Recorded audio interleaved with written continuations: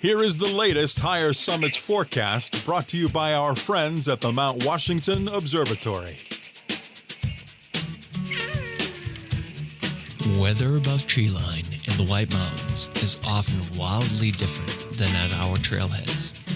Before you hike, check the Higher Summits forecast at mountwashington.org. Weather observers working at the nonprofit Mount Washington Observatory write this elevation-based forecast every morning and afternoon. Search and rescue teams, avalanche experts, and backcountry guides all rely on the Higher Summits forecast to anticipate weather conditions above treeline. You should too. Go to mountwashington.org or text forecast to 603-356-2137.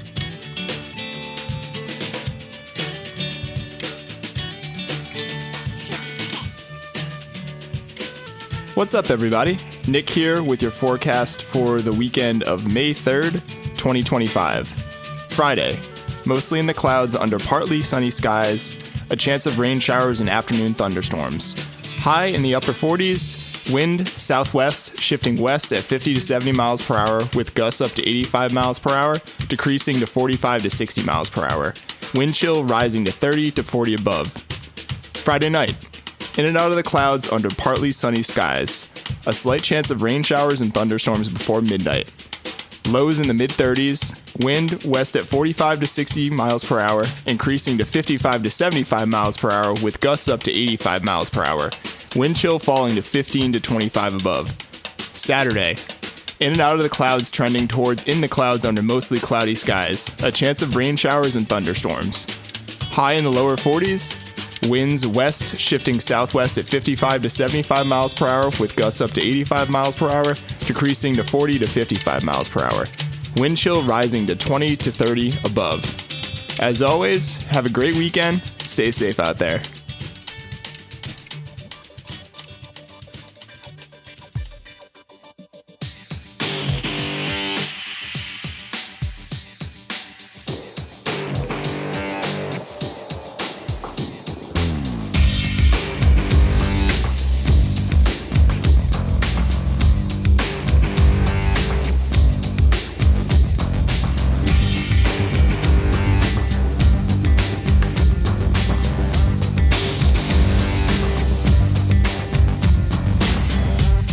Broadcasting from the Woodpecker Studio in the great Live Free or Die state of New Hampshire. Welcome to the Sounds Like a Search and Rescue podcast, where we discuss all things related to hiking and search and rescue in the White Mountains of New Hampshire and beyond. Here are your hosts, Mike and Nick.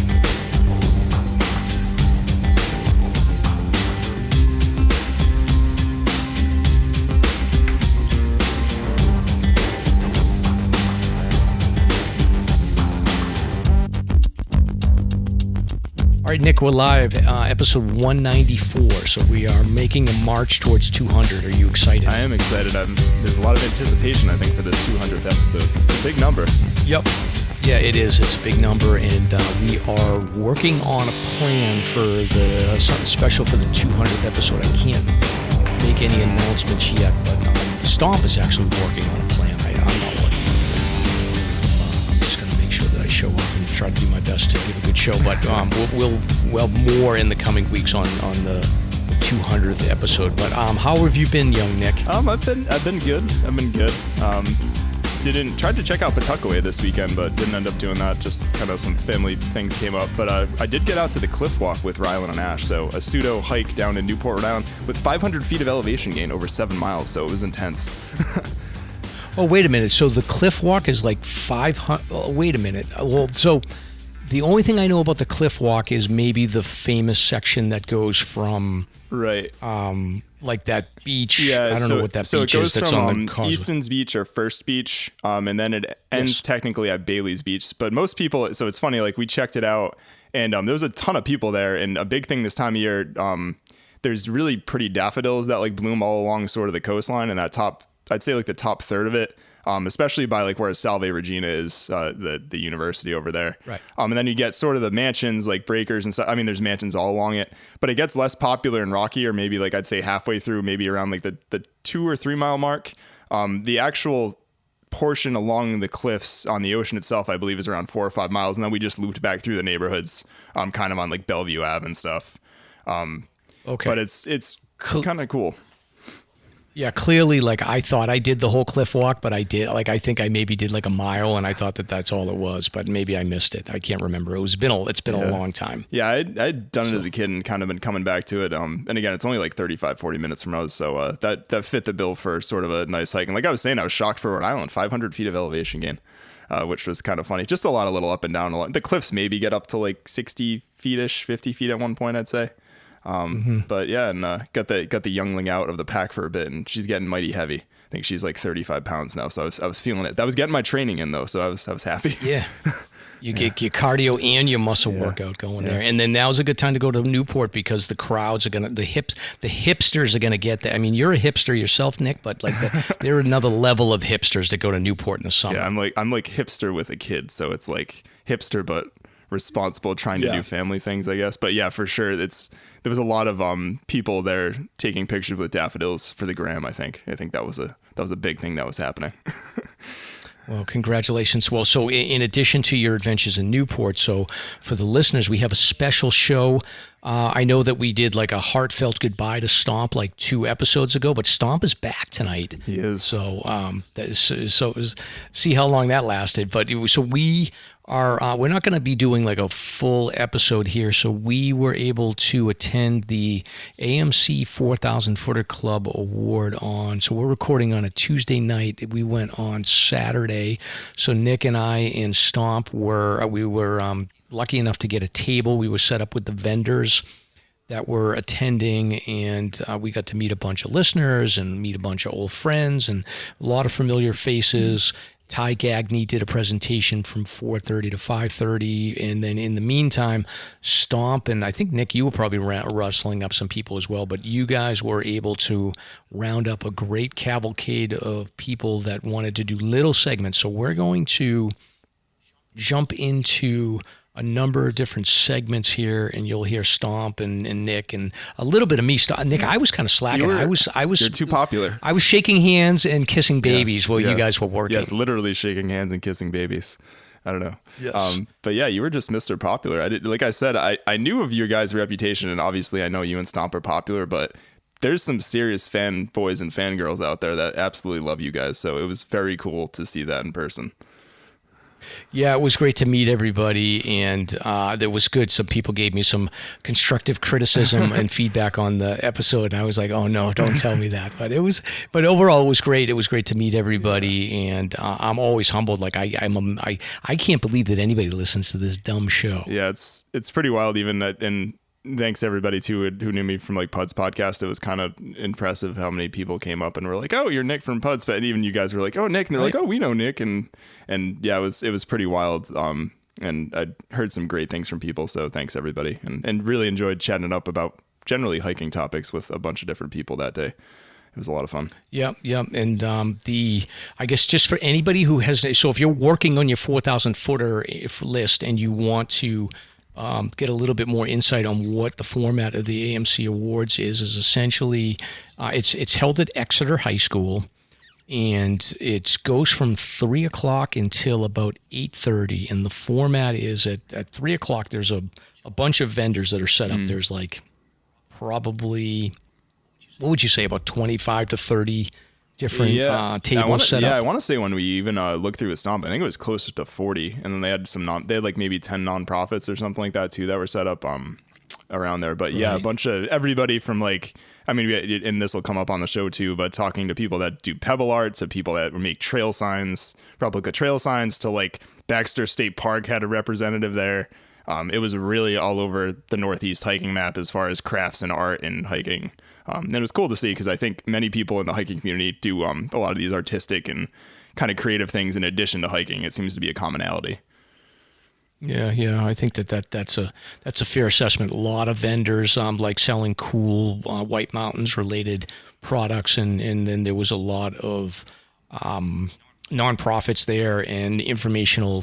I think the Forest Service was there. Baxter State Park was there. So yeah, it was great to see everyone. And essentially what happens is you get these vendor tables. So you go in and register. I think it's $3, and then you put they have everybody that's completed the list that's sent in their application. They have their awards, which is an 8.5 by 11 diploma, basically, that says what list you finished, and then you give your name to them. They'll pull the diploma and then put you in the pile to present in the auditorium later that evening.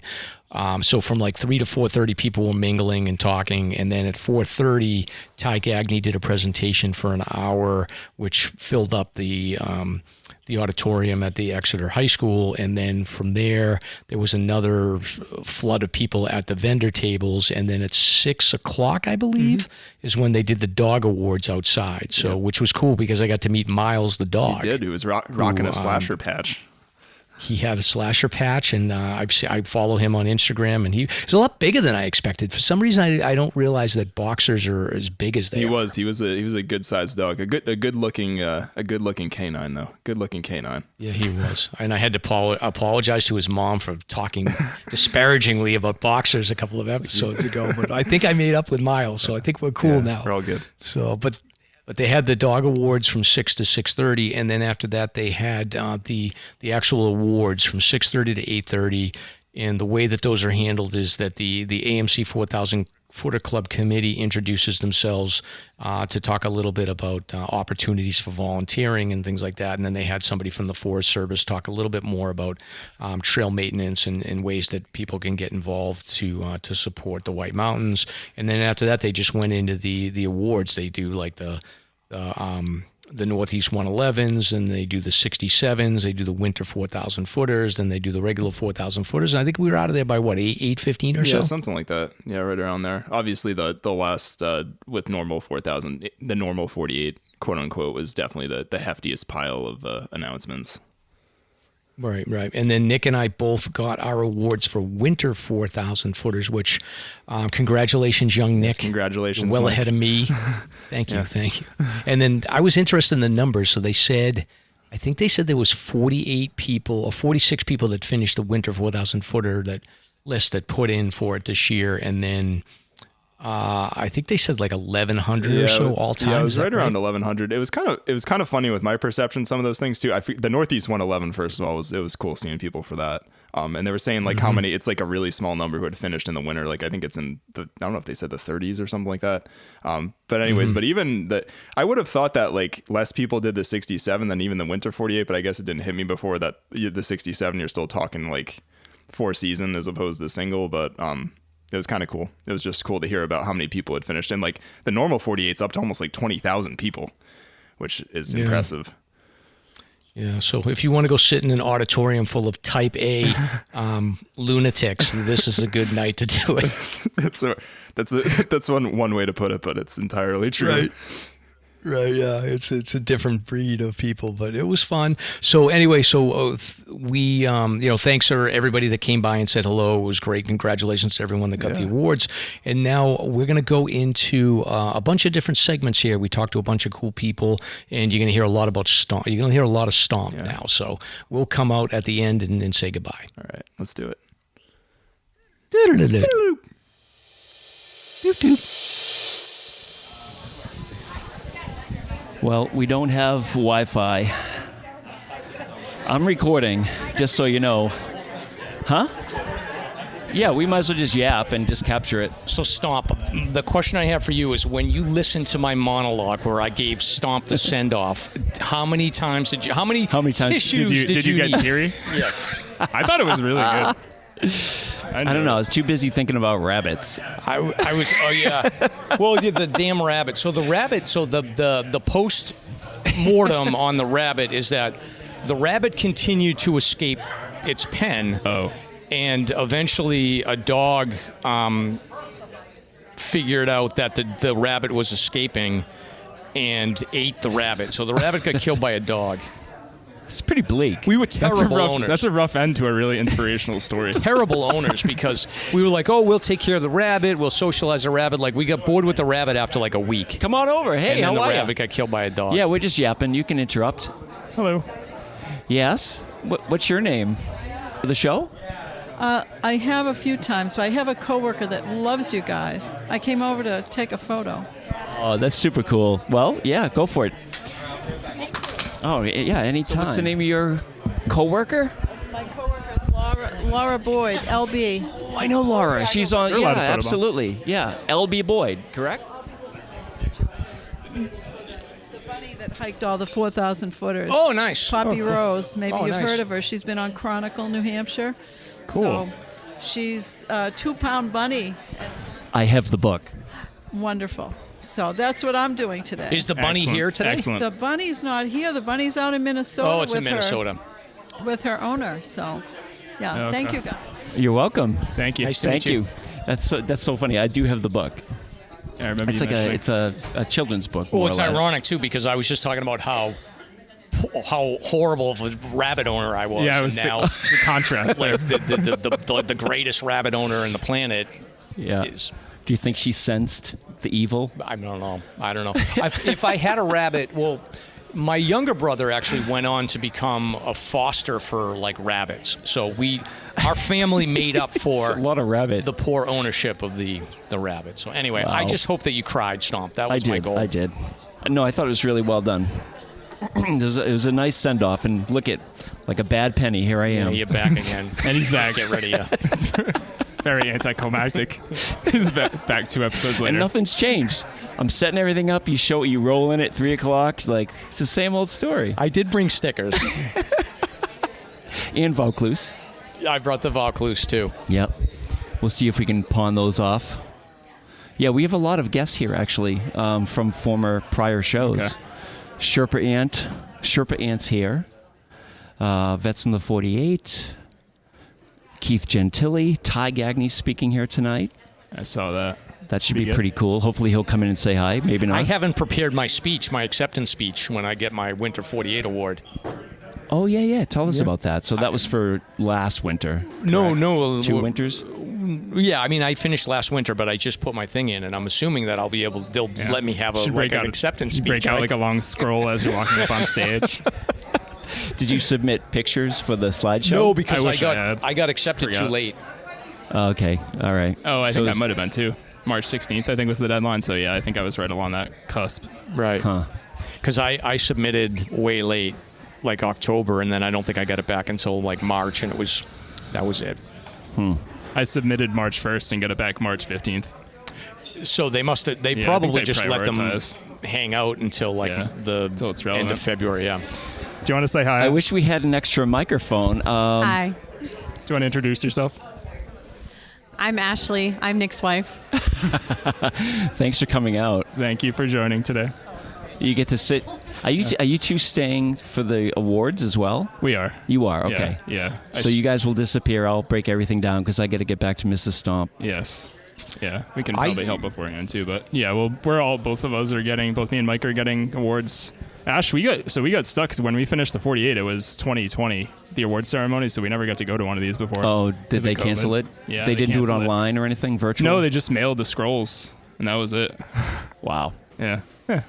Interesting. And Ashley, you're breaking the trend because usually, like, we reference our wives as like Mrs. You would, in theory, the pattern would be you're Mrs. Nick, but we've broken that pattern, I guess. So that's great. That's good. Okay. Yeah, or I broke the pattern, but anyways, So how's family life? it's good. It's good. How do you balance family life with being a famous podcaster? It's really difficult. Very difficult. Very difficult. And No, I a think famous Ash- musician. Hi, I'm Yeah. Christina I think from Ash is Wild pretty Raven interesting. So Ash Endurance was on the Coaching. Puds podcast. I work with athletes of probably all 4 or 5 levels, from times. Oh, hikers yeah? to triathletes, helping you Yeah, reach your goals yeah. with So she was a personalized good guidance. With pinch years of podcaster. experience hiking, mountain biking, and trail running across New England, I also have a deep knowledge of the New Hampshire 4,000 footers and the surrounding trails. Whether you're a beginner hiker or a seasoned athlete, I'll guide you towards your goals, reducing injury risk and improving your performance through smart, tailored coaching. Are you looking to transition from hiking to mountain running? I'm here to make that journey easier too. My approach combines strength training, mindfulness, and life balance on and off the trail. Let me help you find more joy in your sport while getting stronger and healthier along the way. Visit www.coaching.christinafulsick.com and start your adventure today. Yes. Yeah, you did well. But yeah, she manages it. Try to keep bath time on the opposite nights. She's been taking bath time for me for a while. I tried to break into the high school Wi-Fi, but I'm not having much luck because I was trying to pull up the sponsors and the so we could events, actually read them but off. I don't know. I might still have it loaded There's on my one page. guest thing here, but there's one that says school Wi-Fi, but it booted me. Oh, visit 16, maybe that? I got the list of the vendors. If you want to read it, I'm going to read it. Oh, off. excellent. Yeah, do you want to run through them? Yeah. So for the vendors and exhibits here at the awards ceremony, AMC awards ceremony, we have the Appalachian Mountain Club, who it's run by, Baxter State Park, the United States Forest Service, Trail Rights, so the Trail Rights 72 list that I'm sure a lot of you are familiar with, Adopt a Trail, Map Quiz, SLASR. Who's that? I don't know who SLASR is. Did you notice how they spelled it? Yeah, it was like slash R. Yeah, we have to correct that. Yeah. That's we don't want the misconception that we're a search and rescue team. It's a podcast that talks about hiking safely. Yes, that would not be a great misconstruence.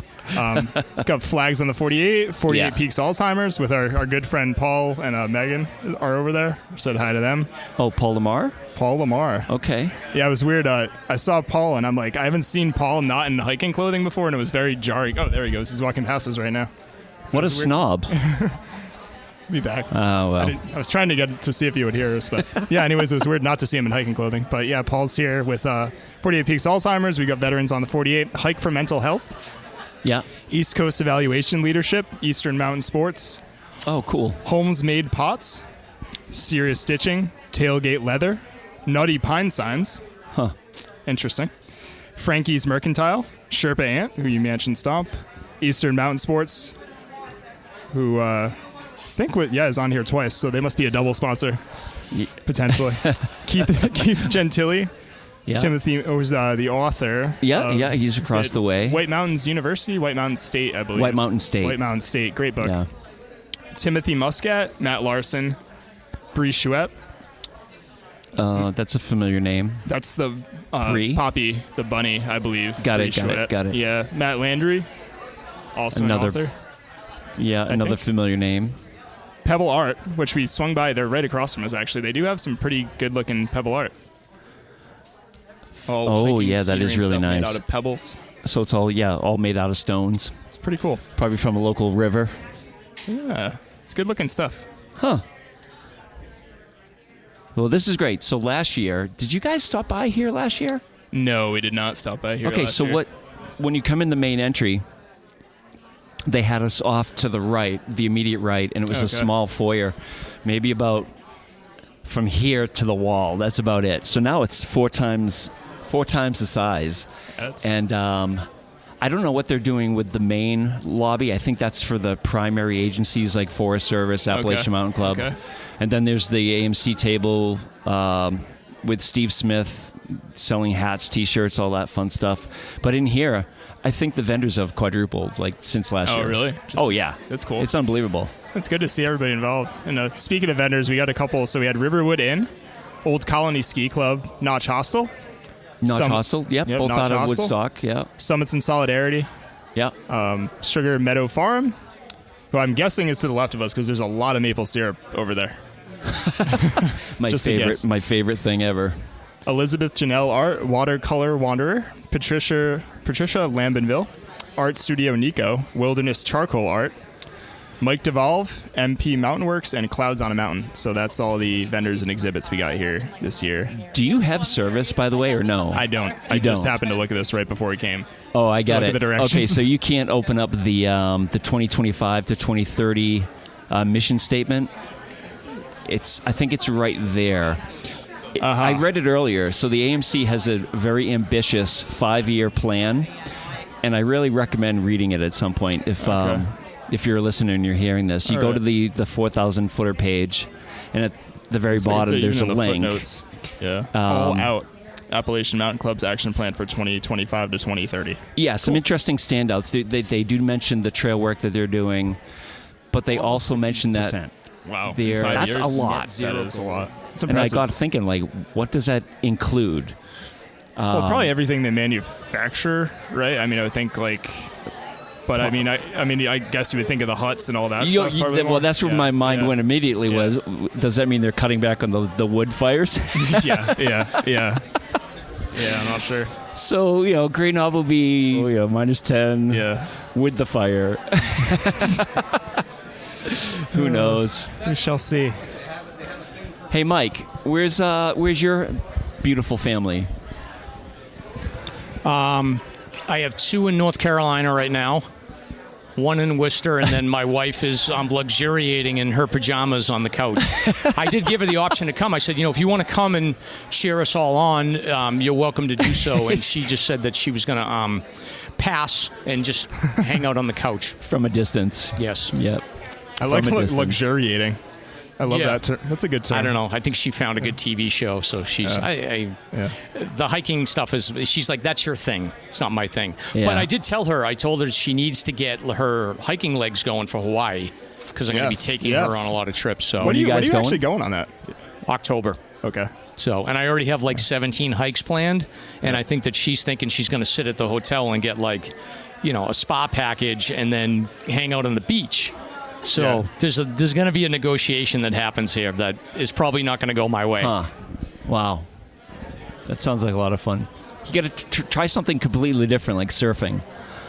Surfing, Yes. I am gonna try that. Are you? Oh, Awesome. absolutely. Awesome. Yeah. You have to if you're Just going don't there. get a waterlogged board. Yeah. Make sure it floats. All right, I'll check that out. That's a starting point. I hadn't Yeah, even it thought is. of that actually. Huh. Well, that'd be fun. Yeah. Cool.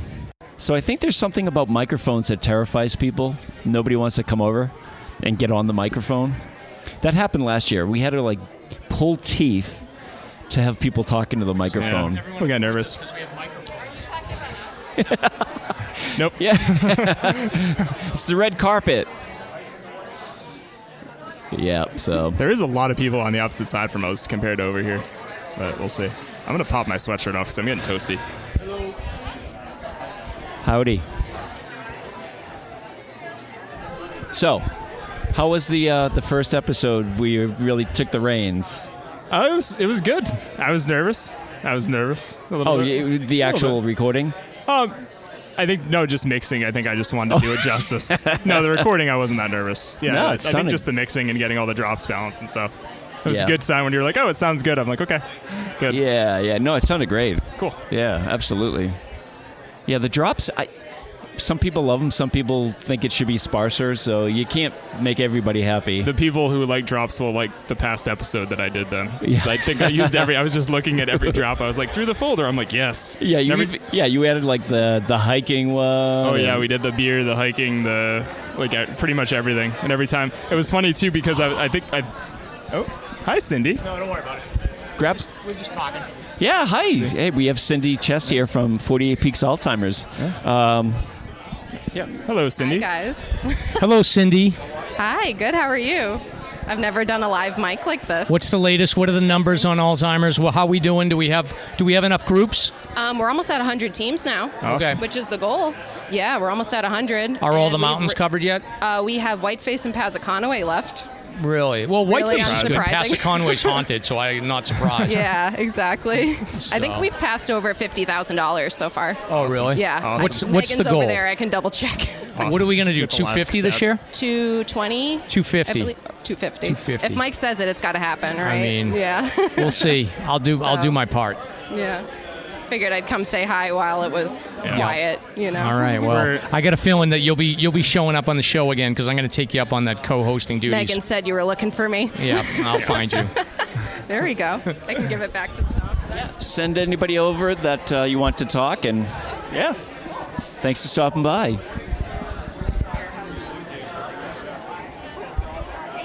Yeah, thanks, guys.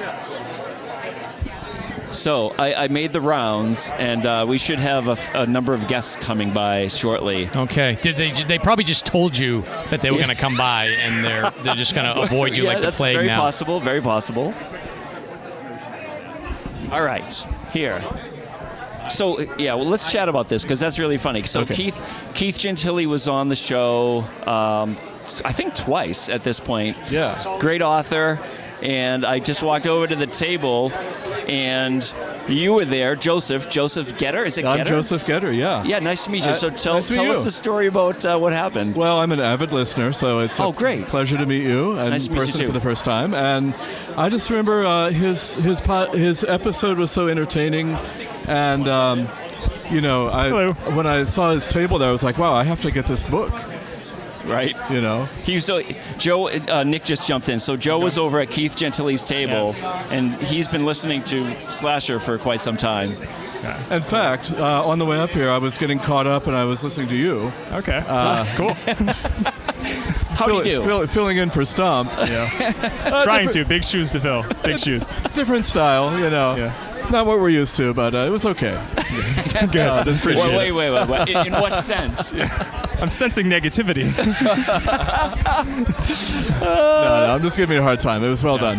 I was saying to Stomp, for real, those Mount Washington Observatory forecasts are harder to read without making mistakes than you'd think, especially when they get into like the wind shifting 5 different directions in like 2 sentences. I was trying to it's funny. squeeze it into 20 seconds. I was like, this took a little bit longer than I thought because I kept fumbling up saying Southwest back to back so many times. Oh, that's funny. Well, if you actually listen to that forecast and took it seriously, you would never hike.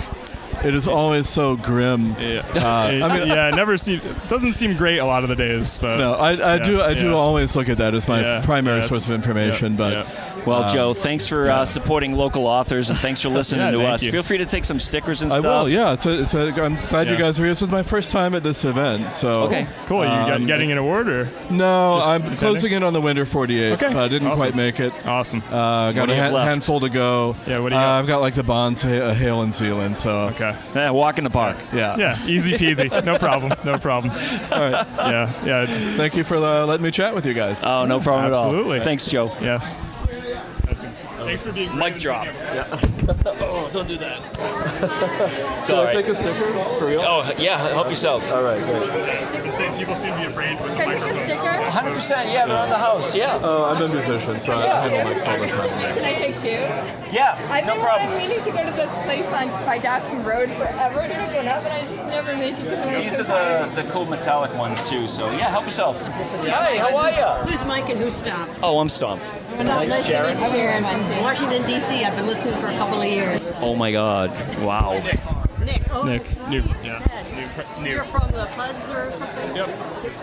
Yeah, we're recording live. Do you want to say hi? Yeah, you want to hop? Sharon, we have Sharon, a listener from D.C. Yes, hello. Hello, everybody. Glad to be here. Listened to you guys for about 2 years now, so it's been fun. It's my Friday evening listening. How did you... Heather from Maryland. Hi, Heather. Heather from Maryland. Hi, I'm from Maryland, and I'm really glad to see Sounds Like a Search and Rescue here. That's really cool. On the show for a bad reason. Yeah, we never want you telling our story when we're stuck on a mountain. Well, that's the whole genesis of why Mike came up with the idea. I mean, just to try to mitigate some of those issues out there. But how did you find out about the show in D.C. and Maryland?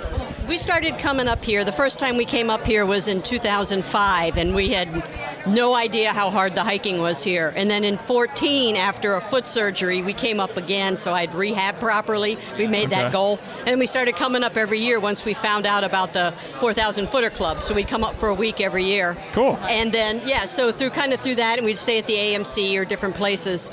And then I heard about it I don't know. It's like through the ether. I'm just trying to even think. Oh, maybe you know what it was. I was doing a search on podcasts for hiking podcasts, and you guys popped up, and I couldn't believe it was the White Mountains. So I started listening, and I'd put it on in Friday evenings while I was making dinner, and it was great. I loved that. That's amazing. Excellent. Yeah, I'm a Sierra Club hike leader in the Mid-Atlantic, so it was good to hear about your search and rescue operations and all that stuff, and just enjoy the different characters you have on from the different places. And it's really cool. Yeah. How often do you get up here? It's been once a year, and usually about 10 days, because there would always be a day or two of like hard rain. Yeah. And we're not the youngest hiker. Well, I'm not the youngest hiker. She's better than I am. I'm not the youngest, so need a little downtime between. You do Owl's Head, you take a little rest, right? So You working on any lists or anything, or? Heading to Maine starting in August to do. So I've done Vermont, and we'll do Maine starting in August. We'll be up there for about 10 days. Cool. Try to do the part around the center, Bigelow's. Yeah. Staying in an Airbnb up there for about 10 days and do those, and maybe get Old Speck on the way out. Okay. And then Awesome. Katahdin. I was just talking to those guys, so maybe next Awesome. year. Yeah, come back. Katahdin's amazing. So that would be the 60s or whatever. Okay. New England. Yeah, 67. New England 67. Very cool. What do they call it? The New England 67. 67. Yeah, Okay. Yeah. Vermont, New Hampshire, Maine. And you're as motivated as she is? Oh, yeah. I'm not a Sierra Club hike leader, but yes, I do a lot of hiking. We just did the Root Burn track down in New Zealand, which was really lovely. Oh. It's sort of like what they call the Southern Alps down there, and that was really great. So it was a amazing. multi-day hike. Yeah. Hiked a lot of places overseas, too, and when possible. Amazing. Add that in. So, yeah. Well, thanks for That's stopping by. impressive. Did you get stickers and stuff? Yeah, grab your stickers. Yeah, help- Always here in there. help yourself. There with your stickers.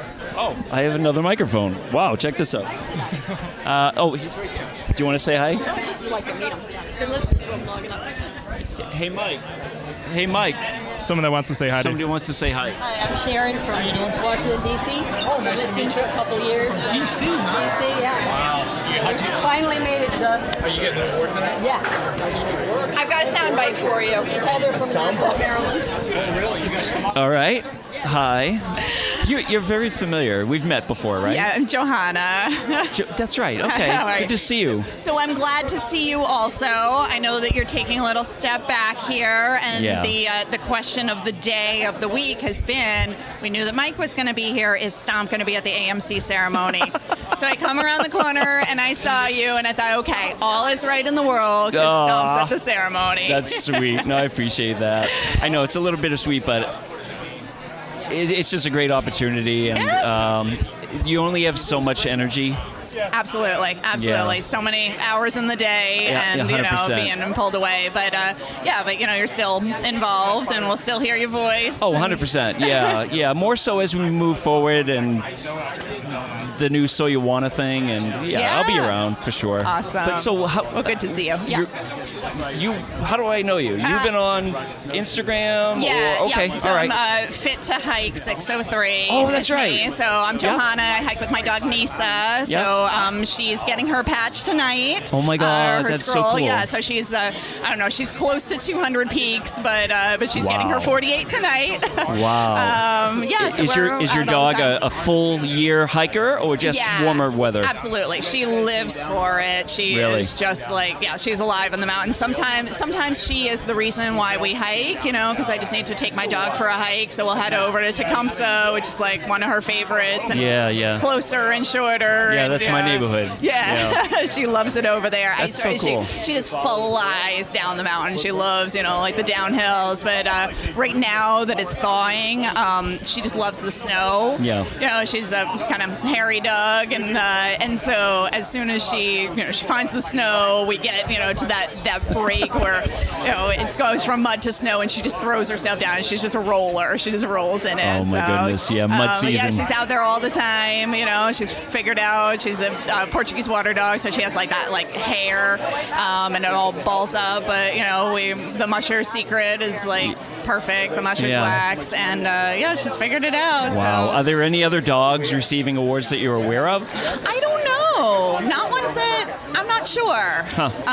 There definitely are other ones, right? The canine ceremonies at 6:15, but I'm not sure who is finishing tonight, especially. Wow. So who's getting theirs today. So that's super she's cool. certainly got some, doggy friends on trail though. She hikes with Sarah's dog friends. Tucker and Eric Hansen's dog Darby. She's just started hiking with him. Darby's just getting out there. So. Oh wow. Wow. Yeah, Eric's a good guy. Eric is a good guy. Is he here tonight by any chance? I don't think so. Okay. I don't think so. But he's just started getting Darby out there. So slowly, and Nisa is showing Darby the way. Wow. How old is Darby? Darby is 5, Okay. and Lisa's 9. Okay. Wow. Yeah. Well, that's great. Well, thank you for the kind words. And Good to see you. Yeah, I hope appreciate to, it. keep hearing your voice coming through my speakers periodically. I promise. I will. Awesome. Thanks, Stomp. You bet.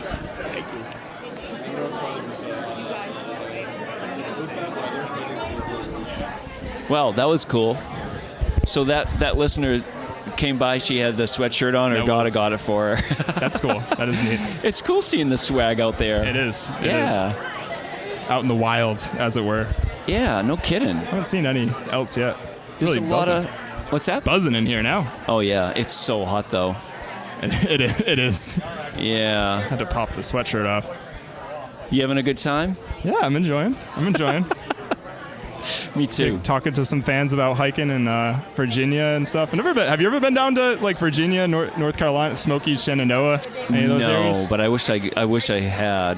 Yeah. Actually, Mr. Stomp and I are planning Acadia. Ooh, okay, cool. It's off season too. We're sort of the shoulder season people. Yes, Yeah, they're help free. yourself. Yes, they're free.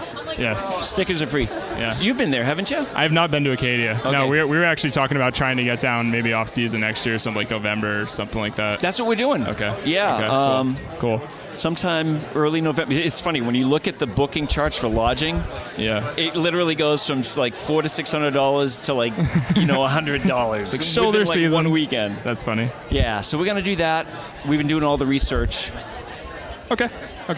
We've been doing all the research on those Via Ferratas, like the Precipice Trail. Yeah. Have you watched those videos? They're pretty wild. Like I know the Beehive is the really popular one everybody has. The Precipice, so a guy that I worked with who's done a lot of stuff in the whites did the Precipice Trail, and he said it scared the crap out of him. That's like iron rungs and 100%. Yeah, straight vertical. Yeah. It's crazy. There's a bunch of videos I've seen with these guys doing it. The slabs are soaked, and they don't have crampons or anything. I mean, it's just insane. Crazy. Boy. But there's some other cool stuff, too. There's a lake, I forget the name of it, but then there are these two little peaks called the Bubbles, Ooh, and that's they're cute. like the Percys, the North and South Percy. Yeah. So we're really looking forward to doing that. Oh, neat. It's going That to be a should be nice fun. time. Yeah, we want to. I've heard it can be crazy during the season there, so that's why I've kind of like Yeah. off season. Yeah.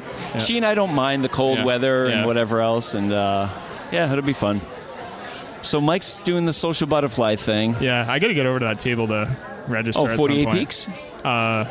No, the thing for the awards ceremony. I probably should go over and register at that. At some point. Go for it. I'll man the table. All right, I'll be right back. Or you won't know how long it's been since it'll be cut. You don't know unless Stomp I'll runs the edit full this out. episode. Okay. Could do that. Just keep it running. Hey, come over. All right, come inside. So, Pick a mic. Any mic. okay. Yeah, come on over. I've never done anything like this, so. Yeah, no problem. So what's the name again? I'm Matt Larson. Awesome. So I'm Stomp. I'm the co-host for the podcast. Okay. One of the partial co-hosts is that we have a whole rotating cadre of co-hosts now, along with Mike, who just stepped away. But I saw your table over there, and I was curious if you wanted to talk about your endeavors here. So Matt Larson. Yep, that's it. What you got cooking? So first, thanks for having me over. Oh, no problem. I have seen you guys online, so I am familiar with this podcast. I've never done a podcast before, so this is cool to come on over and do this. I wrote a book, 4,000s by 40. I climbed all the 4,000 footers about 8 years ago. Yeah. And it was, the impetus was I was turning 40 years old, and I was starting to reevaluate, where my life was at that point, as I think many of us do, regardless of the age. I mean, it could be 40, it could be 50, it could be whatever. And so I just started asking myself some questions about, what is it that I wanted to do with the second half of my life? And the first thing, for some reason, that popped in my head was that I wanted to climb the 4,000 footers. Okay, so you had not done them. I had done a few. I had done like 5 or 6 of them. And I was like, you know what? I'm going to just do them all in 1 year. Wow. That's a hell of an accomplishment. Thanks. It's not like what Finding Philip over there did this winter. I don't know if you've seen that. That's unbelievable what he did. Yeah, so we're adjacent to Philip Kasia, the Wolf of the Whites. Unbelievable. Yeah, he's a powerhouse for sure. Yeah, 4 times in just this winter. That's incredible. All right, so how old were you when you got into hiking? Oh, I've been doing it forever. My whole life. Yeah, I fell in love with New Hampshire. I grew up in Massachusetts. Same. I live in New Hampshire now. I've been here for 20 plus years. Migrant. Try to not tell anybody that I really came from Massachusetts originally. Yeah, I'm in that same boat. Yeah. But I always loved hiking. And then life sort of just took me in so many different places. My wife and I lived across the country. And then life took us back to New England, and I ended up moving to New Hampshire. Yeah. And it was like, these mountains that I've always loved are like right in my backyard. And after about 15 years of living in New Hampshire, it was like, man, I haven't climbed these mountains yet. I got to go do it. So that was my initial, insight into why I wanted to get out there. But so what came first, the desire to do the 48 or the book, or both? It or really what? was like both at the same time. It was sort of like looking, a self-examination of, what do you want to do with your life? And these two ideas sort of really married together at the same time. Yeah. And as I was writing it, I sort of consider all the other books that are out there. There's Ty Gagney and all these great books that are about... Ty Gagney, who's that? Yeah, right? Who's that? Just kidding, Ty. Yeah, just kidding. Right? And I've seen him do this with you guys, too. Yeah. Those really important stories. And, he's covering... And there's so many other authors that really cover the perils of being in the White Mountains. I think there's a book that's called Not Without Peril. Oh, yeah.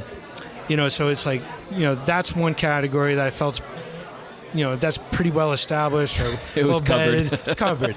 And then there's guys like Steve Smith who, has written some great books. And then there's, all these resources for trail maps and things like that. So obviously I didn't need to get into too much of the field study of being out on the trail. But what I felt like was lacking was a story where, people are going through challenges. Regular people are going through challenge, whether that's, a loss of a loved one or just dealing with growing older, like middle age. But you can pick a challenge and throw it out there. And what I was really taken with was at this award ceremony 8 years ago and I don't want to spoil it in case people haven't gone through it before, but sure. they show a lot about what people go through when they present all those pictures. Yeah. And I don't know if they still do that as part of the awards ceremony. Slideshow? The slideshow. Oh, 100%. Yeah, and that's so cool. It's great. Yeah, it's great. And so you get this sense that there's a lot of us out there. And so even though my book is titled 4,000s by 40, it's really a story about sort of the common challenges that we're all going through as we're sort of seeking truth, looking for a better way to live, and connecting with the outdoors. Absolutely. No, that's fantastic. Hey, Mike, you want to join this convo?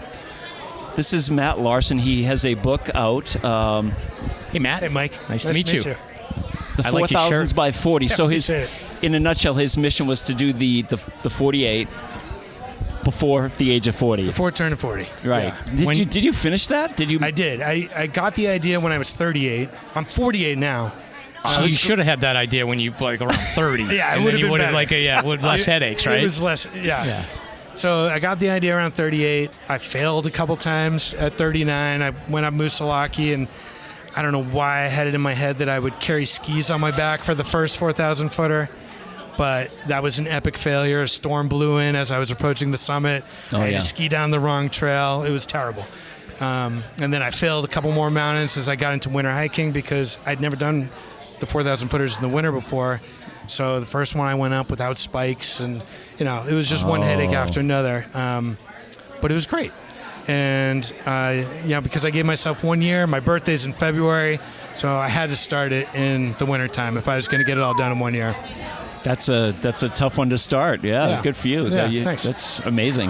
Yeah. How did the writing process? Are you a writer by trade, or just is this No, new I'm too? not. So I always wanted to be a writer, and life just took me in a million different directions. I worked in real estate. I still work in real estate for the last 20 plus years, and it was just how do I want my life to be in the second half of it. And my dream has always been to be a writer. So, we're always telling our kids, pursue your dreams, do what you love. And I started thinking to myself, well, gosh, I haven't done that completely myself. I pursued a bunch of my dreams, but being a writer was just one I'd always left off the table. And it was like, all right, it's time to get cracking. Cool. That's excellent. What's harder, hiking or writing? Actually, it's after writing. Yeah. Like trying it's all the to editing. Yeah. talk to people about the book and going out and doing presentations about it and trying to explain why you wrote the book and why this book is different. Right. Establishing a new voice. That's definitely been a harder challenge than climbing or writing, I think. Yeah, marketing is tough, right? Yeah, especially if it's not in your bones. Right, exactly. Yeah. So where can you find the book? So it is in a bunch of bookstores around New Hampshire. Okay. It is on Amazon as well. You can find it on Barnes & Noble's online. I mean, really any online dealer's got it. Okay. So you can find it there. You can go to my website. Yep. Which is? WanderingMattLarson.com. WanderingMattLarson.com. WanderingMattLarson.com. So, I use that as a space to talk about the 4,000 footers, but also about the writing process as I continue to grow as a writer. Yeah. And talk about other trails in New Hampshire. And I really love New Hampshire, so I try to shine a light on it. And oh, yeah. so it's a special place for sure. Yeah. So that's what it's all about. All right. Well, we're looking forward to it. Maybe you can get us a copy. We can review it and I'd love to. Check it out. I'll walk 2 tables over and grab a copy for you right now. So. Christmas in Exeter. Yeah. No, I appreciate you coming over and chatting and cool.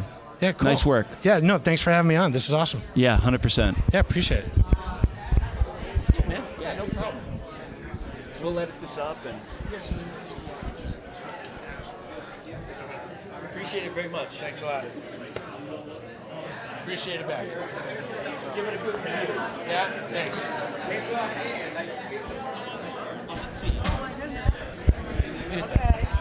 We have microphones. Hey.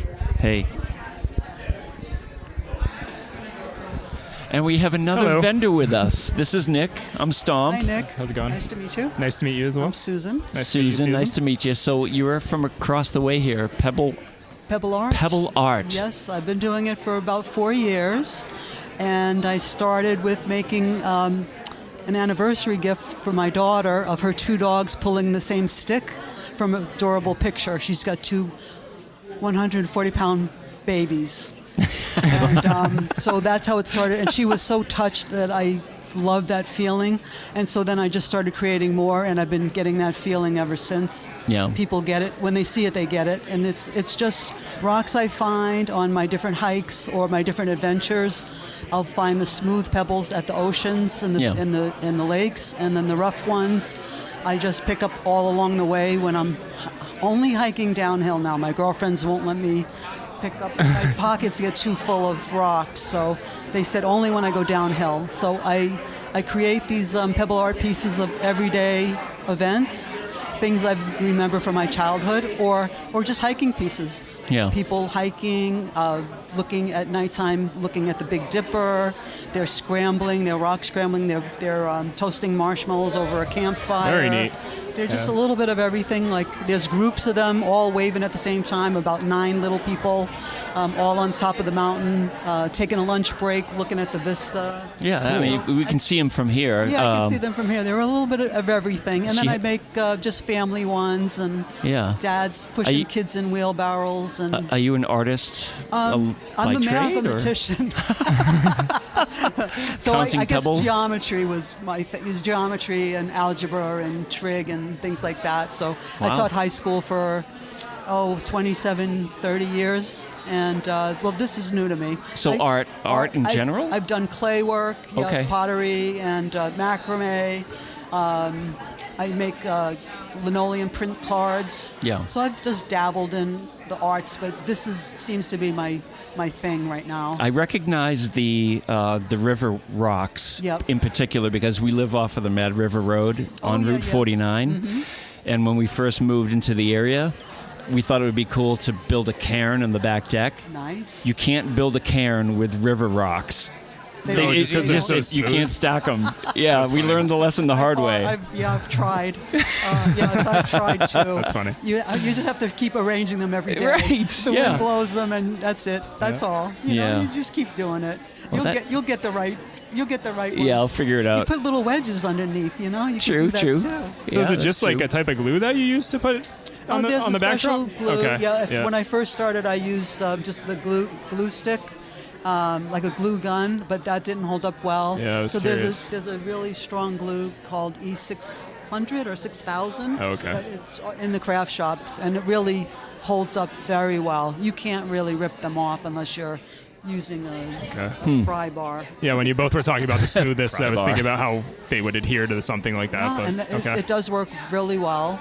And it takes about a day overnight to dry totally. Yeah. So yeah. Well, they're really stunning. Do you have a website? I have a. Well, I don't know if it's not really a website, but I have my email address that I give out. Yeah. And I can make any custom piece or try my best and then send a photo. If they like it, I'll glue that and mail it to them. And if they don't like it, I'll just rearrange it till they do. Okay. Are they in any stores currently in the area? They are. Yeah, okay, they're where? in Franconia. They're at the Franconia Market and Deli. And Okay. they're also in the Franconia Mount Cannon Tramway gift shop. Excellent. And then they're also in Massachusetts, where I live right now. I grew up in Brooklyn, but I love it up here. Man, I love it up here. It's so great. Yeah, well, those spots are great. Yeah, they're nice. Yeah. There's a place in Ipswich. It's a nice tavern. It's called the Brown Dog, and they're really sweet. And they have medium-priced fare, but the food's very consistent. And they have my art up there. They have about 15 of my pieces there. Always, I'm always rotating them out. Cool. And then the town that I live right now in Newburyport, Greetings by Design. She has my things in there too. Yeah. And they have art fairs in that town. It's very artsy, so I'll go out and I'll bring a whole table full because she can't put them all in her store. There's just too many. Yeah, So they I do a lot of outdoor events there. Yeah, That's they a great do. town. It's a cute little my town. a few of my daughters live there. Yeah. Oh, in, you're no in the kidding. area. Ah, nice. Is the Atomic Cafe there still? The coffee shop? I don't know if it's changed its name. Really? But yeah, that's Good probably stuff. on State Street. Yeah. Yeah. There used to be Plum Island Roasters, and they Okay. had two different locations, and they're now. I don't think they're there anymore either. Yeah. They come and go. Okay, Unfortunately. so what is your email address for okay. people that may be interested in looking at your work? Letting you And know. It's SMROZ_2000 at yahoo.com. Okay. And my name is Susan Miraz, so that's Mr. M.R. Oz O-Z. Mr. A to Z. Mr. M.R.O.Z. Mr. Oz, yeah. So I it's love easy it. to remember. Yeah. Yeah, it's great. Yeah, No, for the listeners, we're looking at the pictures here across the way, and they're pretty stunning. Yeah. And love they it. could apply to any hike or trail Right. For in sure. any region. They're not For just sure. specific to the whites. Yeah. They're really cool. Yeah, they're really So- beautiful. Oh, thank you. Yeah, Yeah. I try to make it. Well, I have a lot of inspiration besides hiking all the 48s. I did the 52s, then I did the Belknaps, and now I'm considering grid work. But now I'm upping my gear. I'm addicted. Let's No just put kidding. it that way. Yeah. Wow. Yeah, I can't What kind of help it. woodwork? What's that? You said woodwork. No. I might have misheard the you. Belknaps? No, you said you were looking at woodwork. Or No? upgrading gear. Oh, I'm updating my gear. I need Okay. better gear. To do crampons woodwork. and- no, just gear Oh, I for wonder where hiking. did I hear that wrong? Maybe. Maybe I Weird. just speak too Trying fast. to It's figure out, it's but sort yeah. of muddy in here. It's hard to Yeah. hear Hey, things. it's, Oh, pardon me. Pardon me. Well, speaking of woodwork, though, who does your frames? I do get those online. Oh, do okay. So it's Okay. consistent. Yeah, and yeah, yeah. They look nice together too. They do. As a group, as a grouping too. So I just make it all very consistent, easy for people to mix and match and give as gifts. And they're a small size. They're 5x7. So Yeah. you could put them on a shelf. You could hang them on the wall. You can, give. They're not so invasive. Gotcha. These bigger pieces, you have to either love it. You can't just buy the big pieces as a gift. Right. And I've made those for wedding presents. Mm-hmm. I've made a Viking one. It took me 3 months to make for a Viking wedding. Oh, yeah. And that was I can only imagine the what that Viking looked like. gear and little daggers and all the details. The big shields. Yep, and the little thing in the middle of the shield. So I do research it. I research dog breeds, make sure I get the right dog breed. Yeah. So I do a lot Wow. of research. So do you just grab the pebbles that find interesting, or is it usually you have something in mind and then you're sort of looking on the ground A at these little of things? both. question. Sometimes I'll Okay. see something and it's like, oh my God, this is a bulldog. Like that? Okay. Yeah, and oh my God, this is an Afghan, and Yeah. it's no mistaking it. So when I bring it home, I try to find the right pieces to Okay. finish it, and then sometimes, like like if it takes me 3 months, I haven't found the right pieces. I'm thinking of the idea. That's interesting. And I just don't have it yet. So then I'm like desperately searching for it. So are you still able to just go out and like enjoy hikes and not be looking for pebbles, or are you just always looking for pebbles? I always look down anyway. I don't want to trip on roots. That's fair enough. Fair enough. I mean, hey, while I'm looking. So now you're like looking. There's a root. Oh, there's a bulldog. Like you never know. Yeah, exactly. Oh yeah, cool. That's a snowman's head. Look that's at that white really one. funny. Art's so wild, isn't it? It's great. You need it.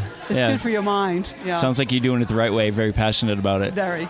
Yeah, very. Huh. Well, thank you. Well, cool. It's very nice to meet you. Thanks for stopping by. Nice to meet you. Thank you for stopping by. Not live. It will be soon. How you doing? Mike from Mike and Stomp. Yes. Good to see you. Been a big fan. Oh, it's very difficult. It is. So the 3 seasons easy. The 4th season's a lot. Do you find when you Who the heck are you? Oh, we know who I am. It's what, my half dozenth time on the show? No kidding. Yeah. Daryl Solomon, correct? Daryl Solomon. Daryl Solomon is here from EMS. I don't think I've met you before. No, yet, I don't think we have. Yeah, Hi, Nick. Yeah, Nice to meet you. Yeah, this is the new co-host. Yeah. I know. One of the We've new been guys. we've been listening. Good. Kind of scary. You haven't turned us off yet? Not yet. Oh, good. Okay, Good. What am I going to listen to on my way into work? I guess I could deal with this. So who are you here representing tonight? Well, we're here as always with Eastern Mountain Sports. Excellent. What's new with the company? How are we doing? Lots of things are new. Things are going as good as they've gone in the last 10 years, I would say. We're a little leaner, a little smaller, but things are moving in the right direction, which is fantastic. Wow, that's fantastic. Yeah, that's great. I know the company was having some choppy waters for a little while, but everything's sort of placid at the moment. Yeah, we've kind of gotten through what we call the hard times. Yep. And things are definitely looking much up. We're down to 6 stores, but that puts us in a very good position, and we're hoping to, open up some new stores, hopefully maybe even by the end of the year. Okay, so what locations would they be, roughly? I couldn't even begin. I don't get to make those $1 million decisions. But if I had my druthers, if I could snap my fingers and make a store happen, it's Concord. And I've been saying that to everyone this whole day. If we open up one store, I personally would like it to be Concord, New Hampshire. Okay. Yeah. Centrally located. Oh, it was one of our top stores when we had it open. It's right off of 14. You go through one light from our old location, and you're right where it was. Yeah. I have a fond place in my heart for EMS. There was one in, what was it? Maybe Danvers. Yeah, Danvers, right? Yeah, Wasn't there we had one there. There was one in Danvers, and then I believe there was one at the Rockingham.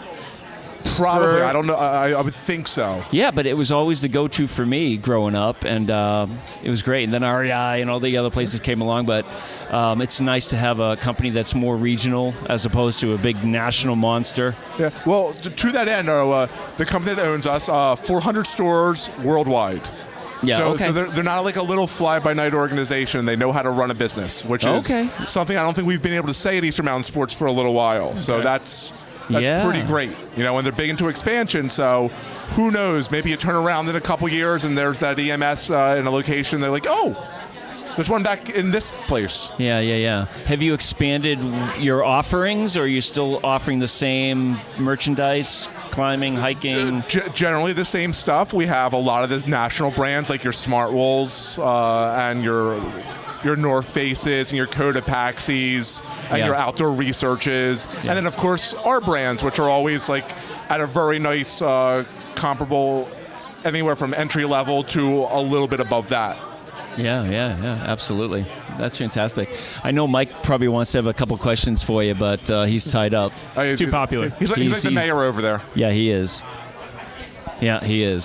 That's great. So, new management, basically. Do you still have a shop over in Conway?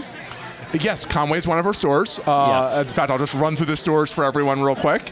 We got a store up in Conway. We got a store in Portsmouth. We have the store in West Lebanon, which is the store that I'm at right now. We have the store in Hadley, Massachusetts, Lake Placid, New York, and Burlington, Vermont. Jeez. Cool. Are you still jumping around all the stores, or you settling down now? They finally nailed me down into the West Lab location. They came to me and they're like, hey, Daryl, we got 6 stores. We don't need a traveling manager. You got to take a store. And I'm like, okay. Yeah, wow. Well, you're a valuable asset, though. You know your stuff, and you do a great job. Oh, thank you very much. Wow, that's fantastic. All right, so great. Any other things you want to plug for the season as we gear up for summer? And no, just want to make sure that the audience knows that Eastern Mountain Sports is around. We're hoping to be bigger and better than we have been in a long time, and stop into one of our stores if you're around. Is it still just EMS? We have the website. We have no intention of moving to anything that's not EMS. They're not going to change their name, do anything. The website should be up in the next month or 2, so we're kind of like right at the area where we can see that website starting to come up. So hopefully in the next 60-ish days, that website pops back up and you can do your shopping online. So it's not accessible at the moment? Not right now. Interesting. Not right now. All right.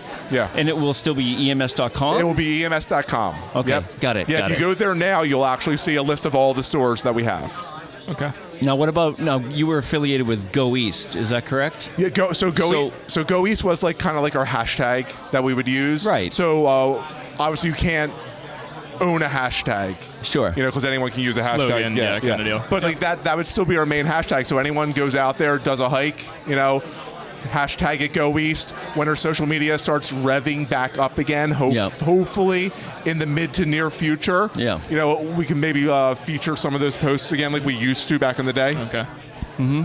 That's fantastic. Yeah. And I remember you guys used to do a lot of writing, blog support for different activities, and instructional content. So the Go East portion of our website was always a really great resource that we had. Yeah. And we're really hoping that we can keep that moving forward. Yeah, absolutely. That'd be great. Athlete Ready. CS Instant Coffee. www.csinstant.coffee. Well, that's really good. So let us know when things are really knocking on all 4 cylinders, and we'll get you back in, and you can plug the shop and everything else. Oh, don't worry. You'll be one of my first calls. Yeah, I hope so. No, it's really great to see you. Are you involved with the awards tonight by any chance? I'm not involved with the awards. Just wanted to come here and let everyone know that, again, I think it's very important. We're still around. Amen. I've had a lot of people come up to me like, I thought this store or that store was closed. I'm like, no. Stop in. Say hi. They'd love to see you. Yeah, that's great news. Okay, excellent. All right, Daryl. Well, thank you very much. Awesome. Thanks for having me. I'm going to give up on Mike because he's just chatting away. Too busy being the mayor of the award ceremony.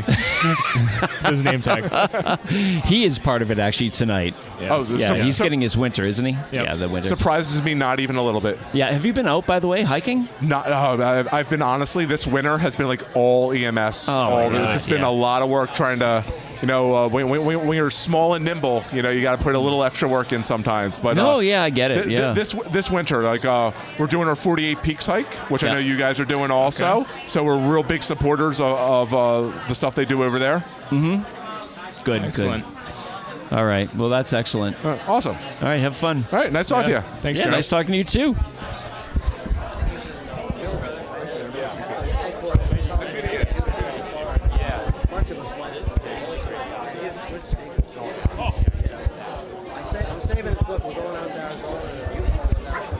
A couple times, yeah. Do you want to hop in for a little bit? Create some content? Yeah. Can grab you too. Are you allowed to get away?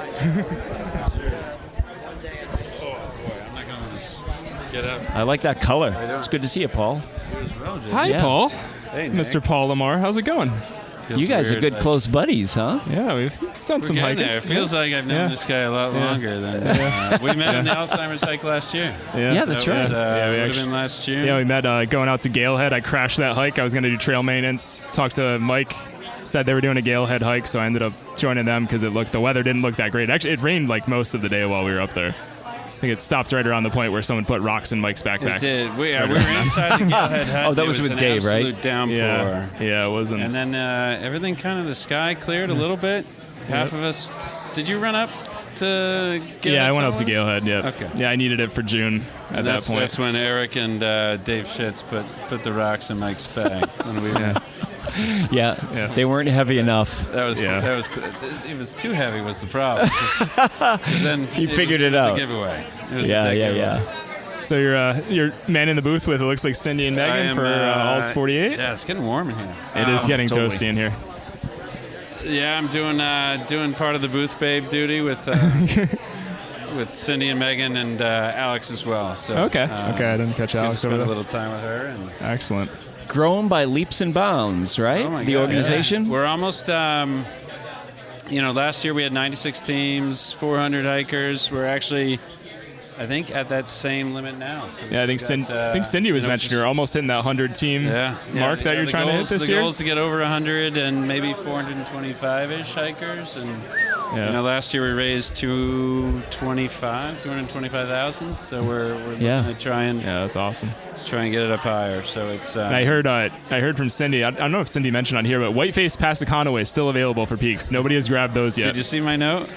No, I did not. I tried to tag. I couldn't figure out if I did it correctly. I tried to tag Nick. I'm like, this looks like a couple of good summits for Nick and Nature. I wonder why that's open. That's sort of weird. Yeah, I mean, some of the other ones that were remaining that were open before were the ones that you'd expect. Yeah, right. Like Owl's Head or Cabot. Yeah, sure. Maybe like a.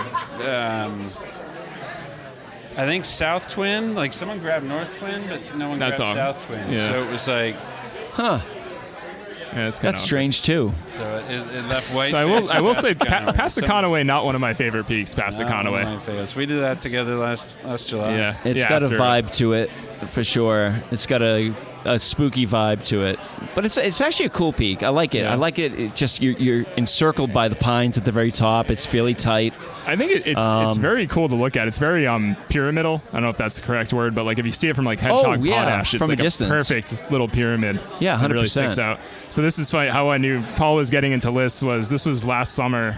I was working on my summer peaks, and Paul had actually gone out to Whiteface and Passaconaway with a friend, I think like early July. And he was like, Juneteenth, and he's texting me, he's like, I will never go back up Passaconaway again. And then I think it was about 2 weeks later, I was looking for people to do a Sandwich Range Traverse, and Paul ended up going up Passaconaway again. Maybe 2 weeks later, after claiming he never would be back to do Passaconaway. But he had it for the month of July. Or you already had it for July. Or maybe you needed it for July. It was June. Yeah. We went up in July. June. But that was a great. Yeah, that was a fun. Like the sleepers were super cool. Oh, so I was going to ask you. So what was your Sandwich Traverse? Because there are variations on it. Yeah, we started up Oliverian Brook, then went up past, I forget which trail that connects to the backside of Passaconaway, maybe Square Ledge Trail. Yep. Trying to think, but the one that goes up sort of the eastern side of Passaconaway, went over, dropped down to Whiteface, dropped down Kate Sleeper, which was super cool. And then made our way back up over the Tries, back down Sabaday Brook, which Sabaday Brook was very steep that's going the down classic. there. Oh my God, that's a long day. And at least it was pretty warm because I think by the time we were going through all those stream crossings on the way back, we just basically decided to walk through them. We didn't care anymore, so we just kind of plowed through. So I know like Dave Schitz judges his hikes by, however many poop emojis he gives. I go by how many shirts I go through, and that was a 3-shirt day. Yeah. Oh, I bet. What time of the year was this? It was July. Yeah. Oh July. Man, yeah, that's a long day. It wasn't super hot, but it was toasty. And there's no water except for that one little spring at the top of Downs, maybe? Is it Downs after Whiteface? I think we filled out over there. I carried 5 liters with me that day. Yeah, that sounds about right. You have to. And Paul, the good man he is, he had Gatorade in his car when we finished at his car because we did a car spot. So that Gatorade tasted amazing at the end of the day. I do remember that. Yeah. I'm glad that you came because I was debating walking the road on the way back, and that would have really stunk at that point, basically. Yeah, for sure. That was a fun day. Can I say congratulations to you? Oh, yeah, of course. Yeah. Wasn't sure if it's all out and about. Just in terms of the search and rescue stuff? Yeah, no, I appreciate that. Yeah, it's sort of under the radar. I've always kept everything sort of separate from this thing, but yeah, I appreciate it. Yeah. There's only so much energy in the day, right? I hear you, man. I hear you. It's I had a buddy This was last summer on the Osceolas. Someone, it was an Asian fella from Minnesota, I think, had fallen, broken his leg, and he's like, was it that hot August day? It was a hot August day, and my buddy was, I think I remember my buddy this. was the one to make the call. My buddy was the one to make the call, and you showed up on the scene. And I was talking to him after. He's like, I think that was Stomp, but I didn't want to. That's funny. I didn't want to be fanboy. Yeah, that was actually a pretty notorious carryout, just because of the weather. Yeah. Yeah. He was coming That's down. wild. He had done. I think they were doing he had done a car spot, so they came up over east. Were coming down Osceola, and they were the first ones on the scene to run into that guy. So he was the one. And he was in shock at that point, I believe. Oh, sure. If I remember the story right. So it was, he made the phone call for him, and Osceolas are a tough place to get hurt. The heroes arrived. Yeah, right, the heroes. Yeah. Well, appreciate it. But you guys are the real heroes, so tell us a little bit more about 48. Oh, geez. So what are you participating on the event? Yeah, so last year was the first year I participated. I was, this is going to be a little reiterative. I was on with you folks probably a month or so ago, or 2 months now. So I lost my dad last year to Alzheimer's. Sorry to hear that. He was the fourth in his family. So I had 3 aunts prior that had, ultimately succumbed to complications from the disease. So I had first gotten involved with the Alzheimer's Association and fundraising about 10 years ago. I ran my first half marathon. I've done 2 marathons since for the Alzheimer's Association as well, Boston and Chicago. And, I'll tell the story again. I ran into Eric Todd Sweet when I was hiking Welch Dickey, and I was just having a low day and went out for a hike and ran into Eric, and, we just got to talking. He asked what I was doing, and I said, it had been about a month since I lost my dad, and I said, I'm coming up here, a little mountain therapy, and it's like, you should join my Alzheimer's hike. I'm like, I'd never heard of it. Oh, interesting. So it was, yada, yada, yada. That was late April. So, Eric, in true trail fashion for Eric, he hops on Facebook Messenger and gives Lynn Sweezy a call and says, Lynn, I just met this guy. He's going to be on our team. What do you think? Lynn's awesome, as we all know. And seems providential. Yeah. Interesting. Lynn welcomed me in, and 6 months later, I meet Nick, I meet Mike, and now this year I'm part of the leadership team. So yeah, that's great. Just out pounding the pavement, trying to recruit additional hikers, additional teams, and anything and everything we can do to continue to spread the message of the Alzheimer's Association and raise just critical funds. 100%. Critical funds for research, and my family leaned heavily on the organization just from a caregiver standpoint. So right. Everything that they do to support caregivers, from the 800 line to, which is just available 24/7, 365 to offer counseling support, whatever you need. Why don't you refresh the listeners on where they can contact the organization? Yeah, it's certainly, if you want to get involved with 48 Peaks, it's alz.org/48peaks. And, that can be your gateway, to really getting all the information that you want for, as it relates to the hiking event for certain, but, an avenue to get additional information for the Alzheimer's Association itself. And where's the post-hike celebration? This year it is at Tuckerman Brewing.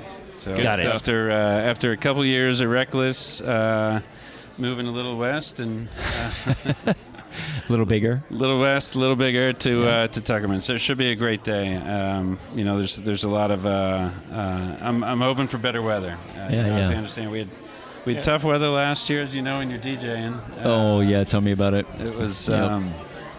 Thankfully, when we were helping you pack up, I think the rain had stopped at that point. Oh, that's right. Yeah, that was a crazy time. Yeah, it was. And it'll actually be on the longest day this year, which is pretty cool. It'll be on the summer solstice, cool. Yeah, which is pretty neat. Yeah, the 48 Peaks is it's a sub fundraiser, if you will, for kind of the greater conglomerate of the longest day, which the Alzheimer's association has latched on to is kind of really shining light on the darkness of the disease itself. And whether you want to bike, hike, there's a big blue fishing tournament. And, I think there was even like pickleball. I think Gloucester, I saw pickleball, cornhole, golf. You name it. There's an event for everyone to get involved. Whether it's participating in an event or volunteering and helping out. I can say from the bottom of my heart, all of the effort that everyone puts in. Certainly with hiking and every dollar matters. Yeah. It's a really great opportunity to get involved for a great cause. Yeah, no, we've been glad to help you guys out, and it's amazing to see the growth. Yeah, 100%. I'm glad you mentioned that. So, SLASR and PUDs as well. Rest in peace. Hey, we're not dead yet, technically. Hey, Mike, do you want to say a few words or any questions? Thank you, Paul. I don't know what you guys covered, so I don't know if I'm going to be duplicating questions. What did you guys talk about? We covered everything. We're trying not to sweat our asses off over here, but. I have not been climbing anything, but Paul is climbing the Twins tomorrow, and I'm concerned about how that's going to go for him. It's a terrible hike this time of the year. Yeah, we're gonna give it a go. I gotta. So my goal is to finish my 48. Last year was a tough year. I lost my dad. I lost my brother. So my goal is to finish my 48 on my brother's birthday, which is May 13th. So I got a few more to knock out. So I got to get something in this weekend, and the Twins are that fills out the list. So keep us up to date on your hiking plans. We all want to be there for the finish. And then the next plan is for us to raise. What are we going to break? $300,000 for 48 Peaks. I got to put you on the spot, Mike. All right, so this is an important date. So the hike itself is the 21st, and there's no fundraising minimum, but you do have to raise $100 to get the great. This is for June 21st. June 21st. Yep. You got to raise $100 by May 15th. May 15th. Yep. To get the T-shirt. Or the tech shirt, I should say. So it's $100. Mike has not done that yet. I haven't. Neither have I. I actually have my, but I have my plan because my company does matching, so I am going to raise. There you go. And I do have a friend that's dealing with Alzheimer's, so I'm gonna rally the troops that are supporting her and hopefully get some good funds. So I'll be working on it. So I'm on the leadership committee this year, and I take my orders from Megan and Cindy, who are just great people. But my current task is I have to email this entire list of people who haven't raised $100 yet to let them know they've got to do it by May 15th. And I'm looking down, I'm like, oh my God, this shame. Guy, this guy. I know him. We'll get there. We will get there. And I think it's a relation to Nobby. We do have. Sure if it's Nobby's son or. Yeah, Nobby's son, and then we do have a team member, a listener, who has already raised, I think, $700. Wow. So he's killing it. That's great. Yeah, I can't wait to meet him. I forget his name. Okay.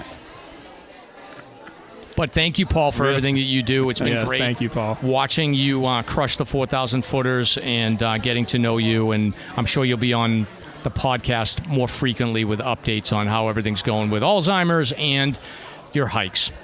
Awesome. I appreciate it. Appreciate everything you guys do. Nice. Thanks, brother. You did good. Thank you. Thank you. It is warm in this room. It's toasty. Step in real quick. Mike, Christian. I think I gave a ballpark last night. Yeah, go for it. That'd be fantastic. Yeah. Okay, Cindy is back. She's very. She wanted to close the loop on my question about where we're at with fundraising for the 48 Peaks. So, Stomp is going to put in a drum roll soundtrack to this. Roll. What do we got? So we are currently at $60,167. Oh wow! Or $9. I can't read. And clearly. the goal, it's 46. Yep. $9. Yep. And then the goal is right now set for 225,000, but we're going to crush that. You said what before? 300. 300. I told Megan I said whatever Mike 250. says. I said 250, but then Paul was here and I said 300. Oh, no. And then he embarrassed me because he said that I don't have $100 raised yet. But I said I'm working on it. You know, he said it's he in was my going to bank talk account. to you today. It's in my bank account, but it's going to be shifted to Alzheimer's. Oh, jeez. So, all right. Well, thank you That for the sounds update. great. We were Yeah. nervous. No, I figured I gave a ballpark last time. I got to give you the right figures. Right. So I had to come back. Right. So, Okay. Well, sounds thank you good. very much, Cindy. No problem. Thanks, Mike and Stomp. All right, we're still recording. Actually, I was starting to pack things up, but here we are. Oh, yeah, So, Michael York, welcome. Thank you for coming over to say hi. Why don't you tell us about Vets on the 48 and what's been cooking? I know you were recently on the show, about maybe a month or two back, I think. But what's cooking now? All the same stuff. Planning more hikes, trying to get more vets outside with us. We got the Waternomi bombing hike coming up for Memorial Day weekend, so we go up there every weekend. We're partnering with the VFW for a hike in May into June as well, and that rolls us right into our Army birthday hike up Mount Washington. So those are our most recent events coming up. You call it the Omni birthday? It was a Army birthday.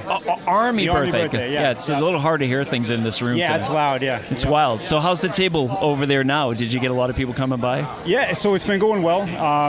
More so on the networking side, we've had some guys come up that have different facilities and hotels and things like that. That where wheels are spinning, and we're looking to maybe partner with them for some overnights, things like that, to incorporate into our events. We've had 2 veterans that are getting patches tonight come up, so we were able to present them with our patch, which was pretty cool. Wow. An Army vet, a Navy vet, and an Air Force vet. So it was pretty cool. That's excellent. Yeah. That's fantastic. So have you finished the 48 yourself? I did in Refresh 2017. Yeah. Yeah. There you go. There you go. A solo hike of isolation to finish. So, that's awesome. Yeah. It was a good day. Bittersweet, but. Really? Yeah. Why? I'm not. You start your hike and kind of your journey, and it comes to an end. For me, it was very therapeutic, and I was getting some things out of it. So, you complete the mission, and you're on to the next thing. But you got a lot of things still kind of floating around in your mind. And luckily, there's plenty of lists out here. And you doing other lists? Are you tackling other ones? Yeah. So I've gotten away from them now. In the beginning, I was very mission oriented, and let's get the 48 done, let's get the 52 done. But I found it taking away for me. I was too heavy on the list and completing the list, so I was missing the scenic outlooks, the waterfalls, the things that are really connecting you with nature, because I was so focused on getting to the top. 100%. Yeah, that's the way I think too. You got to slow it down. We still do the list for our guys to encourage the veterans to come out, and they use the list as kind of a starting point to get them outside and to complete the mission. But then we try to point them in that direction. Hey, there's more out here. There's the waterfalls. The sunrises and sunsets. Yeah. Just to get the most impact out of it, I guess. That's great. Yeah. No, I'm glad you came by. I saw you guys sitting over there. I want to meet you in person. Yeah. You guys have done so much great stuff. And has the organization grown? Oh, yeah. More so than I really kind of ever thought it would. Yeah. I've told you before, it started as just kind of an Instagram page. Yeah. Trying to put some hikes together, and now we partnered with DAV. We've gone to Africa. We're working on trying to go out west next year. It's going very well. Still more regional or national? We're still regional. Like hypothetically, next year we're looking at trying to do something in Colorado. We'd be taking people from this area and going out west with them. Okay. But I didn't think it would turn into what it's turned into, which is awesome. So it's nice to meet people. And we actually had a guy that I never met him. He had finished the 48. And I saw his finisher photo online, and we got together through emails, and we sent him a patch. And he just happened to walk by our table today, so we were able to meet him in person and have a little connection. So that was pretty cool too. It's such a great community. It's awesome. That's fantastic. All right, so how do people get a hold of you online? Website addresses? Facebook and Instagram, Veterans on the 48. Okay. At Veterans on the 48, and then our website is veteransonthe48.org. Awesome. Well, thank you very much. It was really great to see you again. Yeah, I appreciate it. And seeing you in person. Yeah. Take it easy. And give your best to your dad. I will, yeah. You want me to have him come over? He'll love to talk. He'll talk till Yeah, probably sure. the event closes. We'll be here for a few more, so go for it. Right, sure. He'll probably bring his own microphone. Yeah, no problem at all. Thank you. Yeah, right on, man.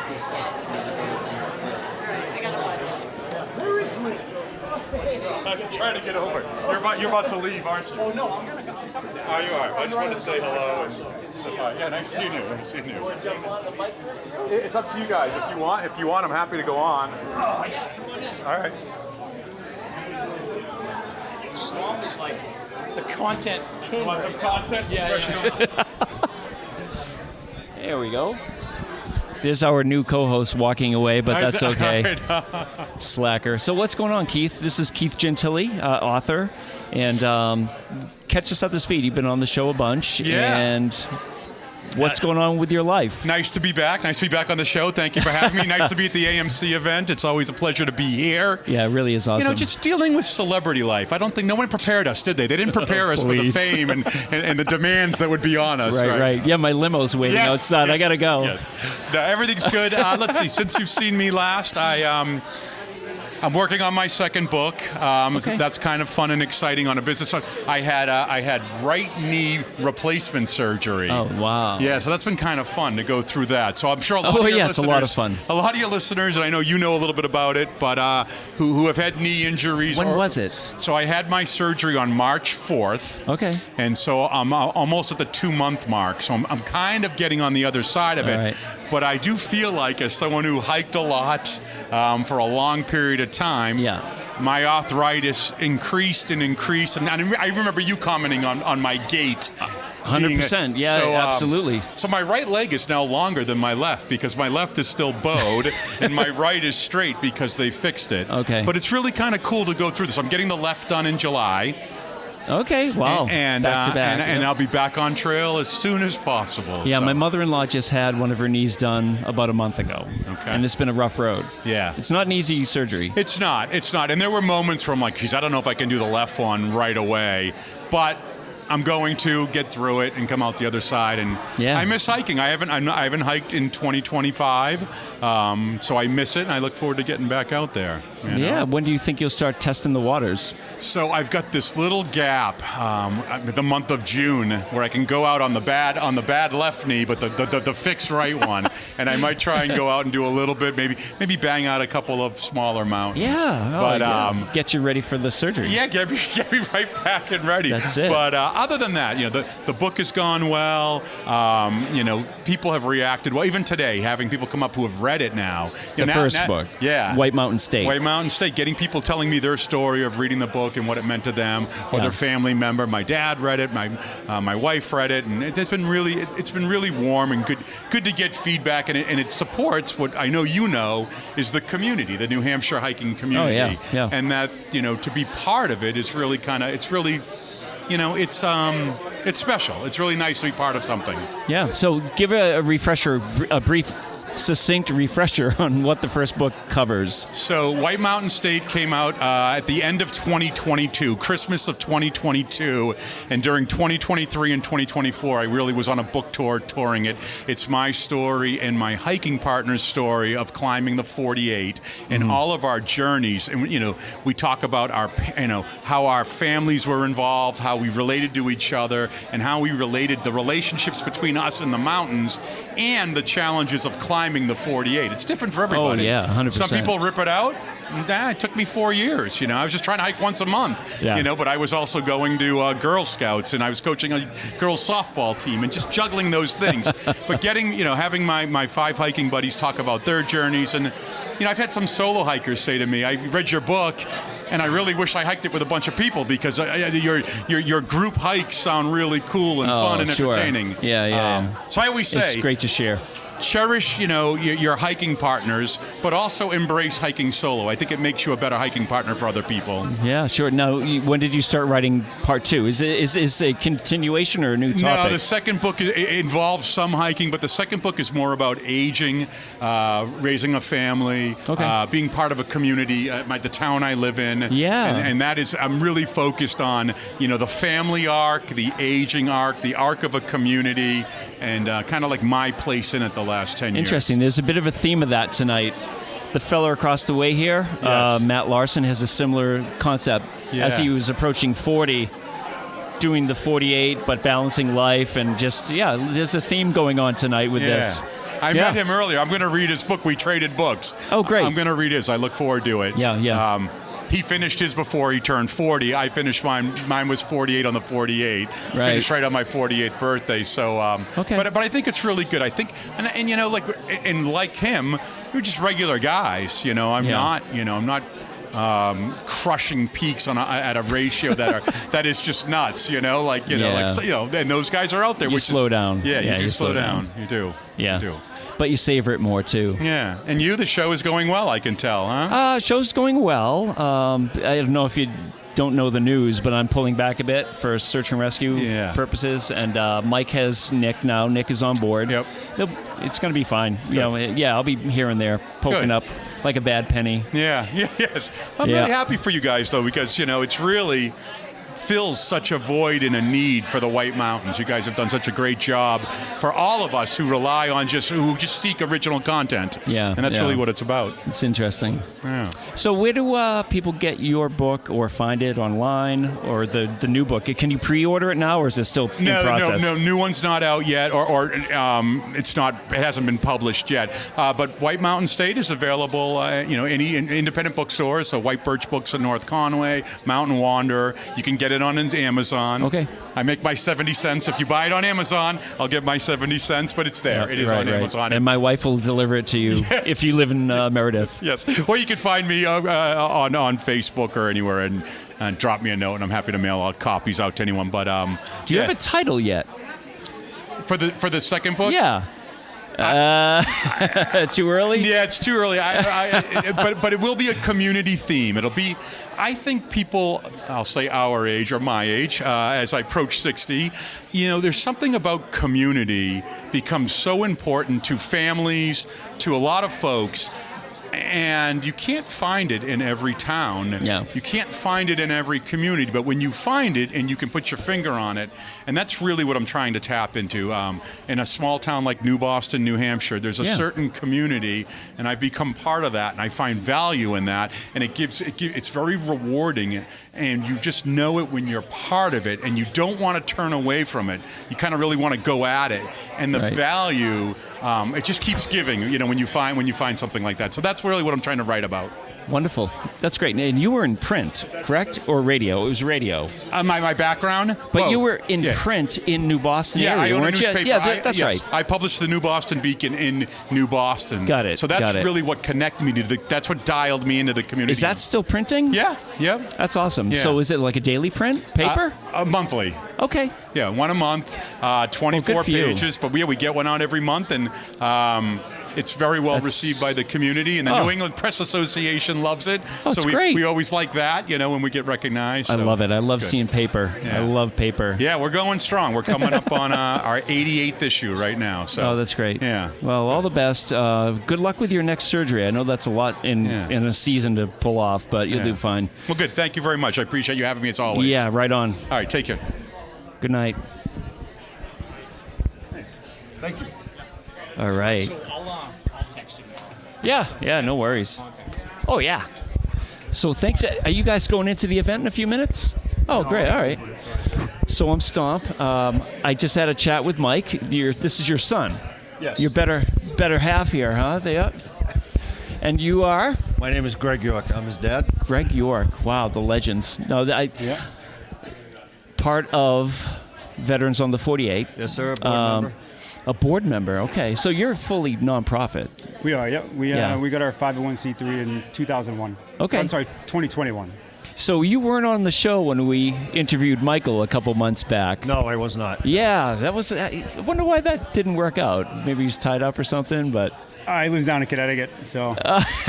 Now, where do you live? I live in Connecticut. I'm in Mass. I live 20 minutes west of Hartford in Southington, Connecticut. Oh, wow. So this is like your second home, though, up here. I see you hiking all the time up here. I spend a lot of gas money to get up here. Holy moly. So how are you involved yourself with the organization? What's your role? Well, I serve as a board member for Veterans on the 48, which means I can lead hikes.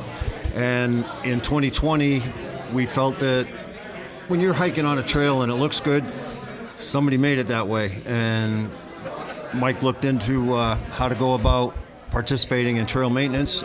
We were put in contact. Bruce Richards, who is part of the Trail Rights, actually trained 29 of our veterans in level 1 trail maintenance, and we practice on the Crawford Notch Pass across from the Highland Center. Yeah. And you're good for 3 years. And we have adopted the Tecumseh Trail from Tripoli Road. That's an overlooked portion. We maintain that trail twice a year, once in the spring and once in the fall after the leaves have fallen, but before the first snow. Okay. So we have 59 water bars that we're responsible for cleaning and repairing all up and down the trail. We will remove blowdowns with hand saws. We are not certified for use in chainsaws, so everything we do is with Japanese folding katana boy saws. Yeah, sure. Those are beautiful. Like the I forget the name of the one, but that's beside the point. So as an organization, you adopted that trail. Yes. So you just go up and bang it out with 20, 30 vets? Is that how this works? That was the idea. That's amazing. Yeah.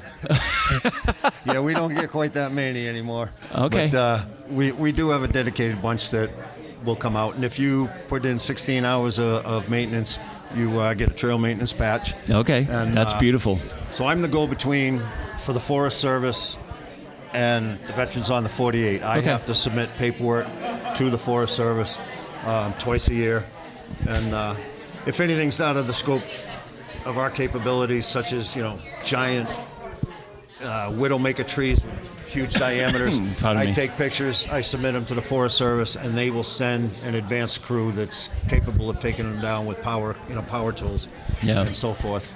That's and it's just a good way of giving back. Somebody had to maintain that trail to make it look good, and we are just a small group of somebodies that are doing our part. And you're finding the benefit for vets to be pretty positive? Oh, yeah. Yeah.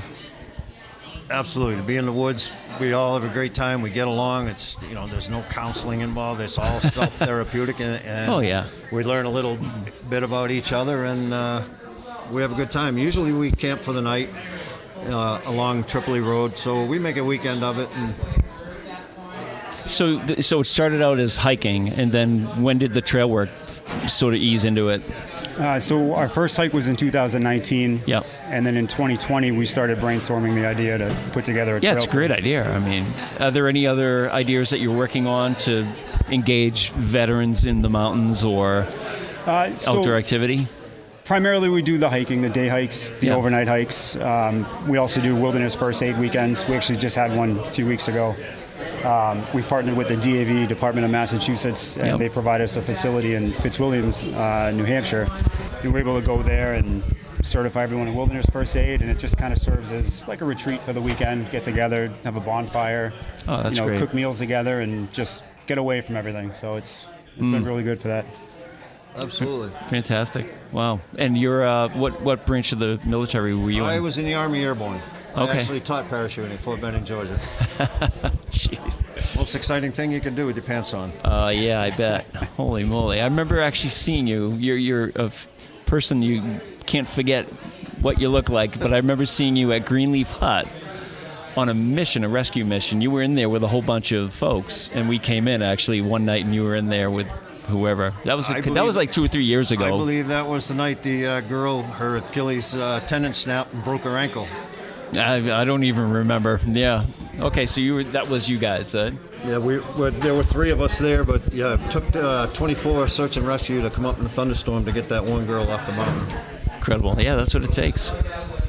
Yeah, amazing. Wow, so how many people on the board? There's 7 of us. We have 5 voting board members and then 2 non-voting board members. And the 7 of us together lead Veterans on the 48. Got it. That's great. And when you go out to do trail work, do you have like a leadership hierarchy, or does anything carry over from the military into when you go out with your group?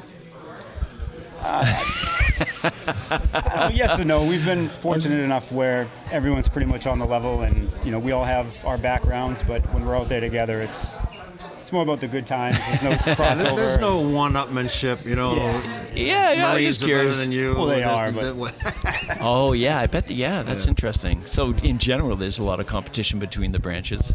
Yeah. But that doesn't carry over into any of your trail work or hikes. Mainly in jokes. Yeah. Yeah. He organizes and leads the trail crew portion of it.